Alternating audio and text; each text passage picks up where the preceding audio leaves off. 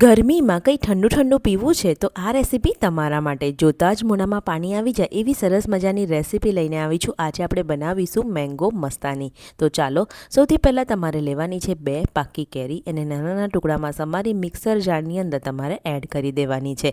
ત્યાર પછી એની અંદર આપણે એડ કરવાની છે 3 ચમચી જેટલી ખાંડ, બરફના ટુકડા, 1 કપ જેટલું દૂધ એડ કરવાનું છે અને હા, વેનીલા આઈસ્ક્રીમ 2 ચમચી એડ કરવાનું બિલકુલ ના ભૂલતા, એનાથી તો ટેસ્ટ આવશે. બસ હવે એને સરસ રીતે સ્મૂથ પીસી લો એટલે આપણી આ સ્મૂધી તૈયાર થઈ ગઈ છે. હવે તમારે ગ્લાસ લઈ લેવાના છે 2 અને એને સર્વ કરીશું. તો સર્વ કરવા માટે 2 ગ્લાસની અંદર અડધું તમારે ભરી લેવાનું છે. ત્યાર પછી વેનીલા આઈસ્ક્રીમની 1 ચમચી તમારે એડ કરવાની છે.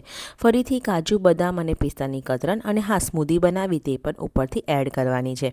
હવે લાસ્ટમાં ફરીથી તમારે આઈસ્ક્રીમ એડ કરવાનો છે 1 ચમચી જેટલો, ઉપરથી કાજુ, બદામ, પિસ્તાની કતરણ, તૂટી ફ્રૂટી, જો ઘરમાં ચેરી હોય તો ચેરી પણ તમે એડ કરી શકો છો. અને હા, લાસ્ટમાં કેરીના નાના નાના ટુકડા સમારીને એડ કરવાનું બિલકુલ ના ભૂલતા, એનાથી તો ટેસ્ટ આવશે.